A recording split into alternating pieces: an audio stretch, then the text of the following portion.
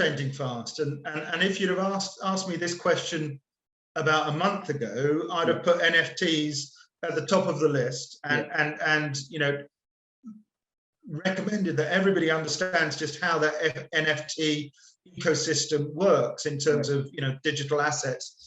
I'm not saying that the bubble has burst.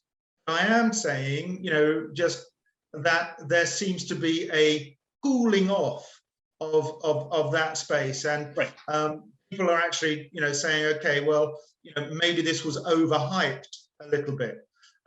What isn't overhyped, and in answer to your question, would be the metaverse. So, you know, what your students need to understand, and probably will be able to do within 5 minutes more than me, is to understand how to navigate the metaverse, what that means, you know, for the world of sport. We work, as you know, with a network of best-in-class suppliers. One of our members is End-to-End, and they create a virtual stadium that allows fans to actually have an amazing experience in the virtual world.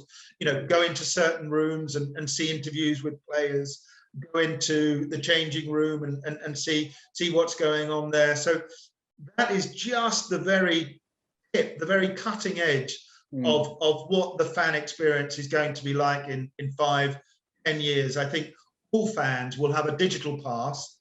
And the beauty of this, of course, is that you can be anywhere in the world and access a virtual stadium. And that will obviously encourage and drive the demand to be part of that physical experience. You know, that could just become a bucket list, you know, opportunity. I have to go to the new camp once in my life, you know, because I've been spending the last 5 years visiting the stadium virtually. That's got to be great for a sports rights holder. No, for sure. And I think it's, of course, like it opens up a different kind of audience too, right? For the clubs and organizations, especially major events, right? And well, everyone that are running some sort of, you know, physical event or game, is that it opens up, you know, to a different kind of audience where, you know, everyone in the world can, you know, go there and watch the game. And in a sense as well, it's just, you know, you, instead of having, okay, there's locked 75,000 seats, you can suddenly have 200,000 people watching the same game. No, they probably wouldn't watch the game because of the rights issues.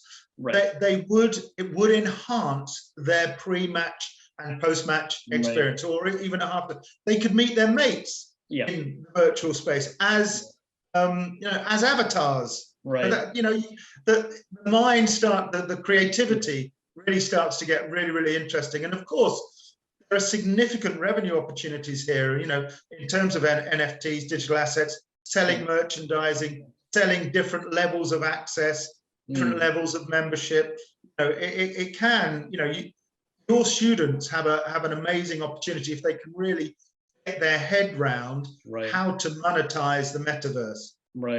No, I think is a really important, you know, key area that these students need to kind of like keep an eye on and focus on and try to understand as much as